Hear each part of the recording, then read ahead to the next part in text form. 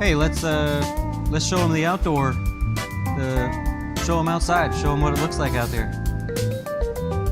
Oh, can't do that, there's no window. Hey, welcome to the Closing Beat, everybody. Happy Tuesday. How we doing out there? Hope you're having a good day. We're going to fight through this one here today because it is currently raining cats and dogs, as your grandparents would have said back in the day.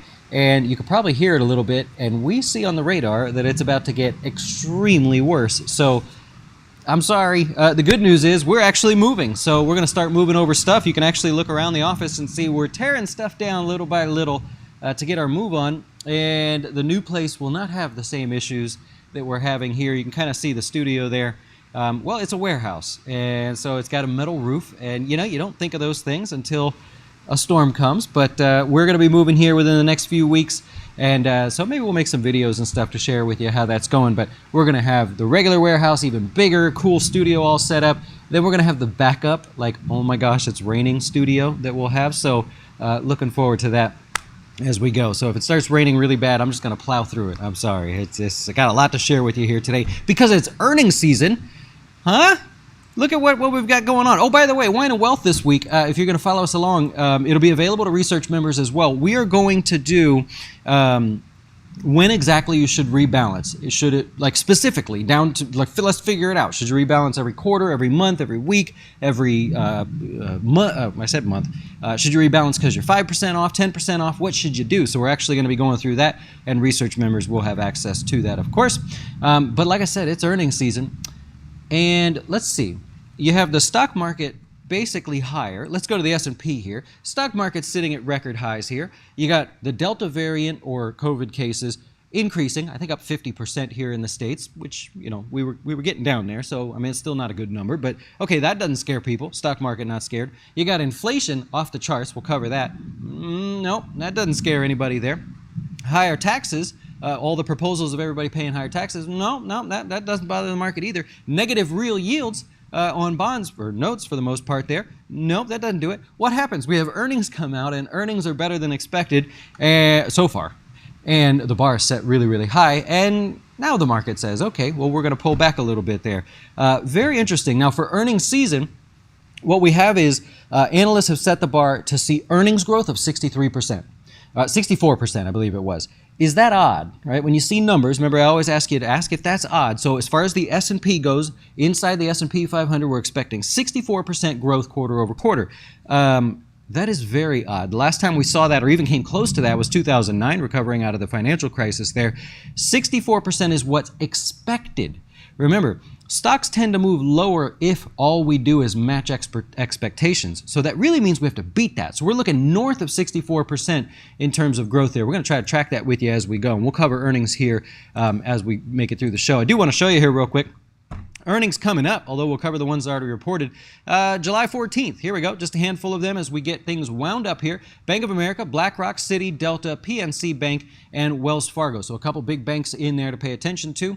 They'll report all tomorrow morning, so we'll get that action in the morning. They all have pretty good beat rates besides Delta Airlines, so looking at the banks typically do beat on earnings if you look through all the different banks there. And average performance is quite muted and not very volatile. So a little bit different, right? We talked about this yesterday with JP Morgan, Goldman Sachs.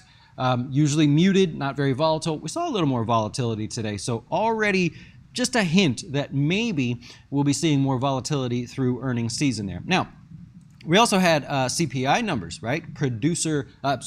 Consumer price inflation basically is what we're looking at here. It's the consumer price index there, which was higher. But here's the thing. You had the used cars and trucks. I don't know if you tried to buy a used car and truck lately. That's where all the action was, up 10.5%. That means that used cars and trucks are up over 50% this year alone. Really, really impressive there, up 10.5% just in June, right? So if you're buying a used car there, all of that sort of category of consumer price, the consumer price index, added up to about a third of the gains that you saw there. If you're looking through a little bit here, gas prices also, if you look at gas, up 2.6% in June. So that's now, what do we got, 45% so far this year, gas price increases. Oil for fuel, 44% there. I'm just looking through the categories in there. New vehicles only up 2%. right? Because there's not a lot to be had out there. And what else was there that stuck out? Food up 50%, right? Not for the month, but up 50% from the previous month there. Food being eaten away from home, going out to eat there, just a slight uptick. So most people spending more money on food that they buy to bring home. So those numbers came out. Nope, nobody really cared. Right? It's all earnings related here today, so let's dive over and see what we've got. I'm going to start with the Russell because that's starting to pull back. That was your biggest loser here today and drops to last place year to date. Not so much that the Russell is falling apart, but that it's not moving higher. NASDAQ, S&P, and the Dow all moving higher. The Russell going sideways after being the best performer all year long here, which would make a pullback in the Russell 2000 or Russell value stocks, growth stocks. It would make that buyable. So we're very actively watching the Russell 2000 and the stocks that are inside of our small cap fund. NASDAQ, right? NASDAQ was basically a strong start today, but after lunch it kind of fell apart. If you look, it was due to tech stocks there. And I'll just kind of show you. I'll go to a 5-minute chart. Here's the day, right? Started off strong, just like the NASDAQ started off strong, started to fall apart. That's all tech. I'm looking at the tech sector right here. That's the reason for your NASDAQ pulling back throughout the day. So the NASDAQ's still at highs. Nobody's concerned about that. I mean, it's obviously maybe you want to pull back, but it's tech that is falling apart there. Because remember, they led you on the way up. All right, looking at the S&P 500, basically, look at the chart there, and I'll zoom in a little bit. You've got 10 new record highs in less than 3 weeks. Is that odd? 10 new record highs in less than a 3-week window. Well, it's only happened 11 other times in 50 years. 11 other times in 50 years that it's happened. If you look forward for those 11 other times, over the next 1 month, you had pullbacks between 1 and 3.7%. Over the next 3 months, you had pullbacks between 1 and 10% pullbacks there. The largest was 1968, where we fell 10%, and the last one was 1996. 1.4% is what we fell. So the fact that we've made 11 new highs in less than 3 weeks is very, very rare because, like I just said, it's only happened 11 other times there. Sorry, 10 new highs in 3 weeks has only happened 11 other times. So what do you think? You think this is your pullback? You think you get that 1 to 10% pullback? We'll see what happens, but those sort of stats make it not looking so good for the S&P, at least continuing to make record highs. It would be very, very rare. All right, we're looking over at the Dow here today. It was positive briefly this morning, but basically it hovered negative all day long. It was Boeing. Boeing held you back there. Boeing was dragged back because of the 787 issues that they're having there, but maybe helpful for those of you that are looking for a pullback. And Cody is going to tell us about Guess the Dow if you're playing along. How we doing? Well, we got 5 new names on the unofficial leaderboard, deciding to call it unofficial after yesterday's little mishap. So we got 5 new names on there with Russell, MD, Edward, Ernie, and Juan. You got roasted for that, by the way. I'll bet. What's that? You got roasted a little bit for that.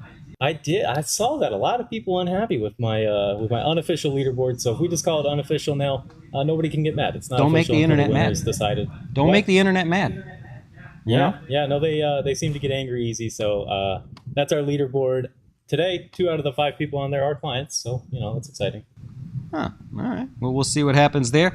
Good luck if you're playing along there. $100 gift card if you win. Going over to the sector breakdown for the day, financials, right? Financials are going to be where it's at. Had the most volatility. So if you're looking for that action today in financials, and likely tomorrow as well, is where that's going to happen. We'll cover the earnings here in just a moment. If you're looking over at transports, there you go, transports. There's actually something interesting here. Can I go to this real quick? So I'll pop over here. So cash transportation is kind of a cool look into transports and how they're doing here. They looked at shipments versus expenditures here, and this is like 30 million different invoices. So it's pretty cool because you get to see retail, food, auto transportation, chemicals and such. We're getting a broad sort of look at different areas of the transportation market.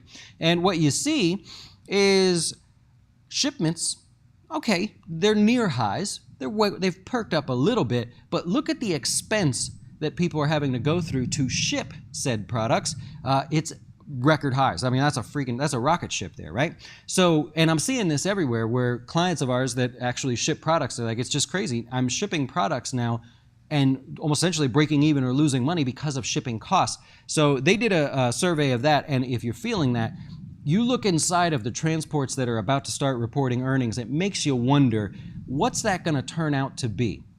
right? Higher cost to ship. It's kind of like we're shipping stuff all over the place here. Is it all going to be a wash? Because, yeah, we shipped a little bit more, but it costs more to ship it. So did we really have any net gain there? So I think transports are going to be one of the more volatile areas as we go through earnings season here. A lot of them start reporting about midway through, if you're interested.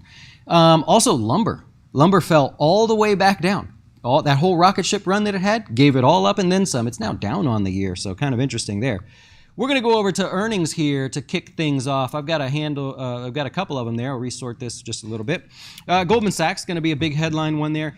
Goldman Sachs beats on earnings by like $5, something ridiculous. They beat by a mile there, raised their dividend to $2 a share from $1.25, and that's not yearly, that's quarterly. So a significant increase there. That's 60% or something. So looking good for Goldman Sachs. Also, their wealth management division, which is like 15% of their total revenues, killed it. Doing really well there. JP Morgan, also in the news, they beat by 69 cents. Revenues came in better than expected, but they saw an 8% drop in revenue overall. And also, I think what may have hurt this or would continue to hurt this, so part of what gave them the beat was the loan provisions that they had. So they initially put, I think, $3 billion aside. They didn't have as many loan losses due to COVID as expected. So they essentially put $2.3 billion back into the pot.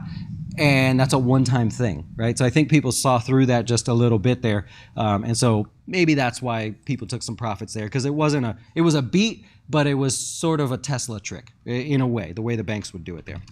All right, Pepsi finally breaking out. I've had this here, this line on the charts here for a long time. Finally breaks out. They beat on earnings, guided higher for the rest of the year, so offered that guidance up. And the stock obviously very nicely responding. That's a beat. So remember we talked about companies beating by the 64% growth as a S&P as a whole. That's a beat. That's one where we got past it there, and a nice response in my opinion. We happen to own it, so we're happy to see that. Nokia. They didn't have earnings yet, but they said they see the full year earnings coming in ahead of forecasts as well. So analysts set the bar high. They're already saying, hey, we could be a little bit higher than that. ConAgra was one that reported there. They beat by 2 cents. That's an example of one where they basically matched earnings. You don't want to see that. The bar was set high. They couldn't quite get to the bar. It wasn't bad, but couldn't quite get to the bar there. They lowered guidance going forward to try to get Wall Street off their back a little bit. And what happens? Stock loses 5.4%. Don't want to see that happen to many of the bigger name stocks, especially in the financials. Fastenal, 1.5% to the downside there. Fastenal comes in 1 cent better than expected. See what's happening? Just basically meeting earnings is not going to cut it. This is your first hint that this is what earnings season needs to be. It needs to be Pepsi, right? It needs to be Goldman, not JP Morgan. It's got to be that. Otherwise, you're going to see some profit taking. And I mean, that could lead to a pullback if you're looking for that. And First Republic Bank, I put them on there. They beat by 24 cents. Basically, for them as a whole, earnings season was really good overall for being a regional bank there. It's been a little bit difficult for them, but basically the stock finished off flat on the day and only sold off in the afternoon when everything else started to sell off. Otherwise, it probably would have been back at highs. And we've got a moment of quiet here. This is nice. Okay. Let's move on. Hey, new highs and lows for the day. T-Mobile breaking out. This is an easy one. T-Mobile breaking out. Clean, consistent pattern there. Earnings coming up. Estee Lauder about to break out again. Maybe. They've got earnings coming up a little later in the season here. Added a touch today and maybe could be one to continue. Pepsi, clear breakout. Not much to mention there. If you saw it today, it grabbed your attention. CNC or Centene is the company here. There you go. See it there? You're just a little bit of equal highs. This is normally a sloppy stock, so you're never going to see, well, for the most part, you're never going to see a clean sideways consolidation. This is as clean as it gets for a stock like this. And I thought Visa just looked good. Just overall strength. It made new highs today. I like that the stock market sold off today. If you own it, you're optimistic about this, right? Stock market sells off in the afternoon. Most financials, fintech type companies pull back just a little bit. Not Visa. Up at highs, nice and strong there, and just didn't budge off of those highs. So I thought that was kind of interesting for me, myself, and I. All right, Boeing. So Boeing gets beaten up today, drags down the Dow 4.25% lower, delivers 79 commercial planes in the second quarter there. Low, but you know, we kind of expected low. 787 production for them. They have the planes there. They have to rework the existing planes plus build new ones, and because of that, they say probably only going to build about 5 a month, maybe less than 5 a month to make sure the quality's there. it's PR, right? They got to build that back up. Johnson & Johnson didn't really move a whole lot. Early in the day, we had some volatility there. The FDA confirmed their vaccine. What'd they say? Vaccine is correlated to a very rare a very rare neuro disorder there. And Johnson & Johnson, and who else was it? AstraZeneca? Someone can fact check me on this one, but I believe it was AstraZeneca as well. AstraZeneca. They said they're going to consider modifying their vaccines because of issues like that, and then the blood clots as well. That's been in the news. That's nothing new, and that's probably why we didn't see a whole lot of action today. Nice to see that they're at least recognizing that stuff before, when they can. All right, here we go. This is basically Popeye's chicken, ticker symbol QSR. So if you look at QSR here today, Popeye's chicken is hoarding chicken. So they've got a new nugget. I don't know if you go to Popeyes or not. They got a new nugget coming out, and they think the demand is going to be so big, they're hoarding chicken ahead of time so they can do that. It makes you wonder, it's not really going to be the freshest chicken, right? That's a little bit weird. Good for them. They got good business coming up there, it looks like, or at least they think so. Alphabet in the news. They were fined 500 million euros for issues with the links that they put there. It's been an ongoing thing for them, and it looks like we can put that behind us. Normally, when you look at a stock, by the way, if there's a lawsuit or some sort of fine or penalty, the stock is usually higher on the news of that because now there's a number that we can go back and factor how that's going to affect them. It's not going to affect them that much, but it's an unknown that is now known. And Wall Street doesn't like unknowns. We get volatility. So whenever you see that, like a drug company settles something, stock is usually higher on that news because we're putting it beyond us, right? All right, lastly, you got McDonald's. I thought it was interesting from a technical perspective here, and then they just made the news today with, I guess their franchisees are going to offer childcare, tuition, a bunch of other perks as well to go work at McDonald's. Nothing wrong with that. Starbucks does the same thing there. If you can get a few extra perks, it seems like that's the kind of environment that we're in right now. If you're looking for a job, go with who's giving you the most perks. Put your pride aside and get to work. All right, yeah, that was pretty good. We made it through a lot of that there. We're going to have a lot to cover this week because of earnings, so be ready for that. I'll let the stream catch up. While I'm letting the stream catch up, if you are interested in goofy stocks, Chuck Schumer, the guy that looks like Count Dracula or Count Chocula, knows? He knows him. Chuck Schumer introduces a bill today to federally legalize cannabis. Yeah. Don't know how that affects if that moves the needle for you or whatever. I'm just bringing you the news. So the goofy stocks were actually up on the day, and I believe they did stay pretty much higher. Aurora, Tilray, little gains there, right? I don't know if that's new news that he actually was going to introduce it. I know they've talked about it, but that's helping the goofy stocks, and look at what that's doing. That's bringing back some of the attention away from GameStop, away from Bitcoin a little bit. Bitcoin down on the day about 0.5%. Right, so now all of a sudden, do we have to go back into these cannabis stocks? Is everybody going to get excited about that? I don't know the outcome of that, whether they'll pass that or not, but they're going to try to do that. Also, the Wall Street Journal says the Democrats are looking for $3 to $4 trillion in the rest of their agenda that they want to pass through the budget reconciliation process. So get used to seeing trillions out there. As I don't know what it all turns out to be, but as it affects what we do here, those are the things that we'll focus on. Not the people in Texas. I saw what happened there in Texas. I saw the picture. There's a picture of all of them, the Texas Democrats, on a private jet on their way to D.C., thumbs up and all that stuff. To me, doesn't matter what side you're on there. If your job is to fight for what you believe in, go in there and fight. Go. What are you running away for? It doesn't matter who you are there. That would bug me a little bit if I happen to live in Texas, and all of a sudden, if that was my side and they took off, I'd be like, what are you doing? What are you doing? Get back to work. All right. Okay, stream should be caught up there. Let's see what you got. Happy to help. Oh, you like a parabolic move over there in well, it's kind of over, right? So you're saying in the actual parabolic move in the yield, let's go over here. Here's your, there it is. So here's your notes here. Obviously, they had a sharp decline, or in price-wise had a sharp rally there. I don't think you're actually going to see this monstrous parabolic decline from here. I think you're headed back into chop zone here, and that's just where it's going to be for a while, at least through the summer. Because I don't know if you've seen the volume there in the bond markets right now. poof, not much going on. Yep. You guys like the idea of, hey, so agree or disagree with legalizing cannabis. I could see their argument for, hey, we want to spend more money, and at least we're not just spending it and then they're going to tax you, but at least they're not spending it and just sort of blindly saying, maybe there's something you can work out where they can raise a little bit of money too. So I think that's at least a conversation to be had. I don't know enough to get into the health benefits or not or all that stuff, but from a money perspective, I mean, probably could use some of the money. That's probably the driving force there, if I had to guess. Yep. You think Chinese shares are getting a rebound here? Yeah, well, I was talking about that the other day, that Didi. So you kind of like, oh, it did bounce today. You kind of like, hey, don't you just kind of think they're going to work this out and maybe Didi's worth around $15, even with some of the new Chinese pressures and concerns and maybe a few less investors than they would have had? Don't you kind of think it's worth that? I was thinking about that, but I didn't do anything with it, but it looks like it. It's a good sign, and you really expect Didi to lead the way. So I know Weibo's going to go private, so they say, so they can get out of the way.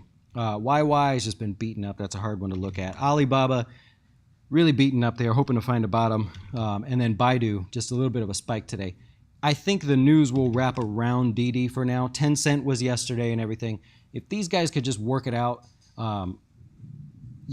like I said, don't you kind of think $15 for them? Like, can't you? I don't know. Maybe that's a different video we can see there. Hey, Giovanni's got Boeing. You're coming up here. 227 calls. So you probably had them already. You're sitting around 227. I don't know that that's asking a lot for that to come back there. So at this point, given where what expiration you have there, there's nothing to do. You basically just sit back and call it a lottery ticket. It's the beauty of just buying pure calls if that's what you're going to do. Yep. I love it. I love it. Can you explain the VWAP, volume weighted average price? Is it a good indicator? No, it's so when you say the word indicator, to me it's not about the indicator. It's who's using it.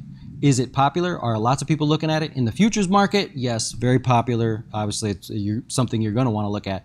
In the stock market, not so much. Can be around expiration, in particular triple and quadruple witching days. It might be something that you look at there. Otherwise, on a day-to-day basis, no. I know day traders used to use it a lot back in the day before they had a lot more tools available to them. No, it's not something I would look at as a primary decision indicator. That's probably the way to think about it. Imagine flying an airplane. Primary, secondary type instruments. Secondary, right? Yeah, you saw you trying to walk away from Florida man and throw at California. No way Florida man is Florida man. I don't know that one. Is there something in the news about Florida man? I bet there was. There's always something about someone here in Florida. But no, we're not going away from Florida. We're just moving down the road. We're going to stay tight here in Florida. All right, lucky. Well, we got the rain didn't come and hit us there. That was really cool. It was just going crazy right before the show started. But we're going to get back to tearing some stuff apart so we can get into the new studio there. We'll be back tomorrow to do this all over again. And I appreciate you guys watching. Have a good rest of your day.